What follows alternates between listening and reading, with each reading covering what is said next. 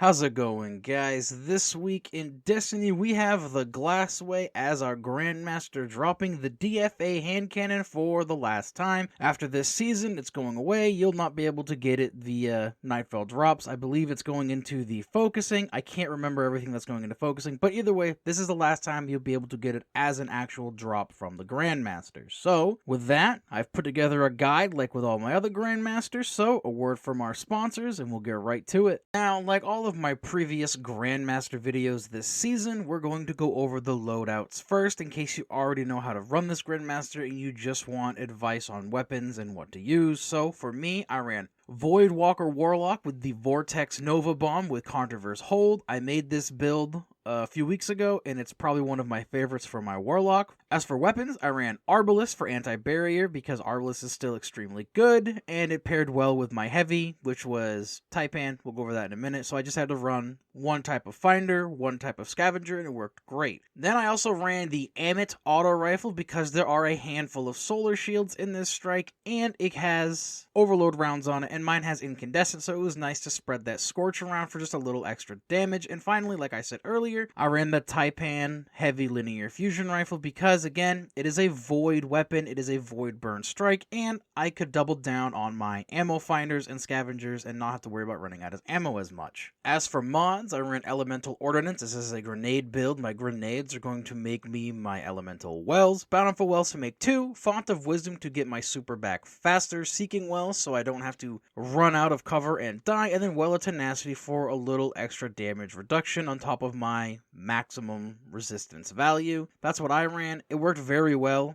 especially because I also ran Lord Kelvin's Basilisk, so in the boss room, when the Overload champions push you, I could just charge a grenade and throw it on the doorway, they'd walk into it, get stunned, and then we could clean them up very easily. It was a really nice thing to have, especially for the boss room. My first teammate was a Shade Binder Warlock running Osmiomancy Gloves because stasis turrets are great no matter what you're running for a Grandmaster. They keep enemies locked down and allow you to have a nice safe space. For weapons, he ran the Luna Lotta bow, whatever it's called, the stasis bow, because I believe his had headstone, which fed back into his class setup. He also ran Divinity, which is huge for helping with Overload champions. Of course, you do not need Divinity to run this Grandmaster. However, it was a huge help, allowing us to have that constant debuff with my grenades in combination with the one that Divinity gives, plus the fact that it insta-stuns Overload champions. Also a huge help in that boss room. And finally, he ran the Red Herring rocket launcher you get from the Throne World because it was great for dealing with those wyverns in that boss room as well. You could just shoot it at the portal. He had Lasting Impression. They would come out, blow up. It's a void rocket, so it does the bonus damage. It all played very nicely. As for mods, he ran things like Elemental Shards, Elemental Charge, some Fire Powers, and Font of Wisdom to get his super back, as the Shadebinder super here is great, especially if you need something to clutch up and save the whole wipe, and, you going back to orbit and having to restart from the beginning. It was a very nice thing to have. And my final teammate was the Deadfall Void Hunter with Gerfalcons. Gerfalcon is great spreading that Void Volatility, Void Strike. The volatility does more damage. It's very nice to get rid of just those trash ads as well as stacking damage on bosses. For weapons, Wither Horde. Now Wither Horde here, there are no unstoppables, but because of Weaken Clear and the fact that in the final boss room, all you need to do is tag the boss's shield and they take the damage from Wither Horde was great. It allowed a lot more safety in what you could do for that final boss, which is going to be great, and I'll go over that when we get there. Funnel Web, as it deals with Overload champions, and quite frankly, synergizes very well with Gerfalcons. And then, of course, he ran Taipan because linear fusion rifles are really good right now, and they put out a ton of damage. As for mods, he ran Bountiful Wells, so you can make 2 of them, Well Utilities, so that they could then feed back into his dodge, Elemental Ordnance, so he can make them with his grenade, Font of Wisdom to get his super back, and then Reaping Wellmaker, so when he dodged, he could then make more Void Wells to then feed back into utility and repeat the process alongside getting his volatility from Gerfalcons. Now, with the loadouts gone over, let us begin the guide to this particular Grandmaster. Now, at the beginning of this Grandmaster, what you're gonna have to do is get on your Sparrow and drive off this ledge in front of you, and then hit the ground so hard that you die, and then have everybody go back to orbit and reset the Grandmaster. I'll leave the clip in so everybody can laugh. However, once you get reset, if this does happen to you, you push forward and you are met with your first Overload champion in a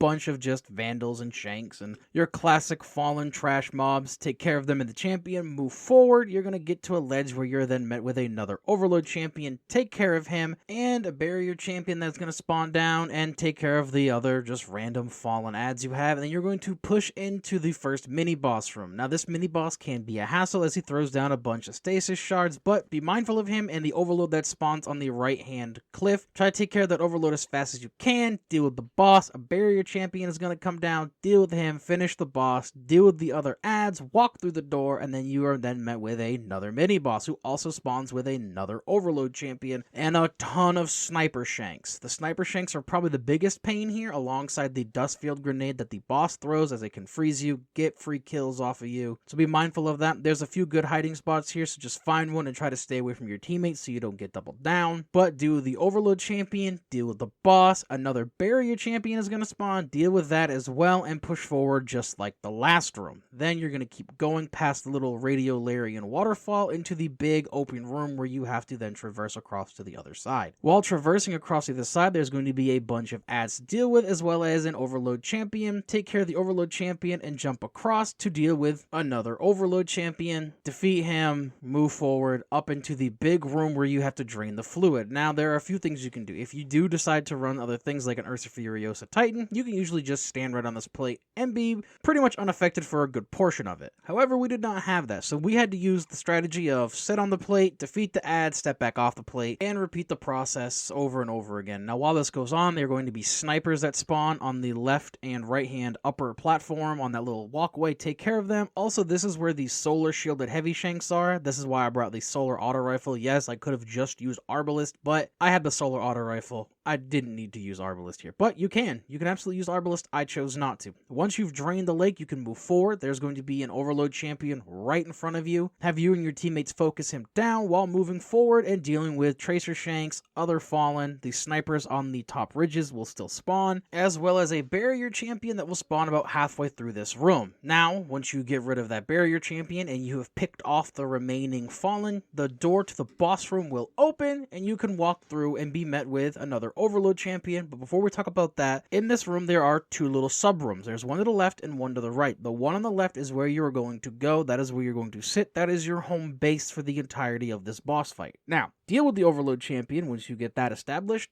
Deal with the other little ads and go to your home base, because both bosses are going to spawn. There's a little boss and a big boss. The little boss is going to rush into your room. He's fairly easy to deal with. He can be frozen by stasis, which is where the stasis turrets come in handy. But at the same time that happens, two overload champions are going to spawn. What you need to try to do is have them push into that middle doorway so you can focus them very easily. Once you get both of them taken care of, damage the little boss. Once he gets to halfway of that first little segment, two more overload champions are going to spawn. Deal with them. Get the little boss to get out of there and focus on the big boss. Get the big boss to leave and take a moment to kind of center yourselves, because as soon as he leaves, the small boss is going to spawn again, accompanied by two wyverns and two anti-barrier champions. Do not worry about the anti-barrier champions, as they will not push into your room. As soon as the little boss spawns, you're going to run out to the left side of that left room down that hallway, and on that left portal, one of the wyverns is going to spawn. Try to eliminate that wyvern as fast as possible so you do not have to deal with it. Once that happens, return to the middle, and hopefully that wyvern will be pushing to that middle where you can deal with them as a team. Once the wyverns are dealt with, damage the little boss. Once he gets to halfway again of this little section, two more wyverns are going to spawn and two more barrier champions are going to spawn. Again, deal with the wyverns first. Once the wyverns are gone, you can then deal with the little boss, get him out of there, pick off the barrier champions, and get finishers if your teammates are running Lucent Finisher. Once the barrier champions have been dealt with, the big boss is going to come back out with two more overload champions. Same thing as before, try to get them to come down that center hallway,